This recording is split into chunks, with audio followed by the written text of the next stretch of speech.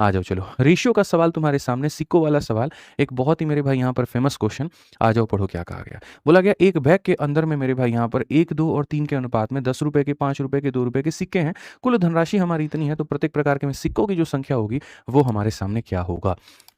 ठीक है, तो इसमें क्या है, जैसे मानो 10 रुपए का तुम्हारे पास में सिक्का है, फिर तुम्हारे सामने मेरे भाई 5 रुपए का सिक्का है, और फिर तुम्हारे सामने 2 रुपए का सिक्का है। और यदि अगर हम नंबर की बात करते हैं तो इसके 1:2:3 है, 1:2:3 है। तो हमारे सामने जो टोटल कलेक्शन होगा वो हमारे सामने क्या होगा, तो हमारे सामने जो टोटल होगा वो हमारे सामने इस प्रकार से होगा।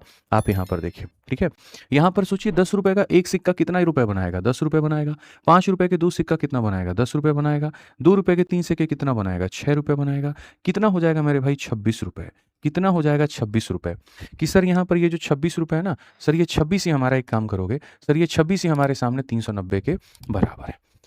ठीक है, तो अगर हम काटेंगे तो सर यहाँ पर 26 से एक बार में, और यहाँ काटेंगे 26 से एक बार में, 130 15 बार में। तो 1 यूनिट का जो मान है वो हमारे सामने कितना है, तो 1 यूनिट का मान 15 रुपए है। तो सिक्के वाले सवालों में क्या होता है, एक तरफ डिनोमिनेशंस की वैल्यू, एक तरफ उनका नंबर मल्टीप्लाई करके टोटल वैल्यू आता है।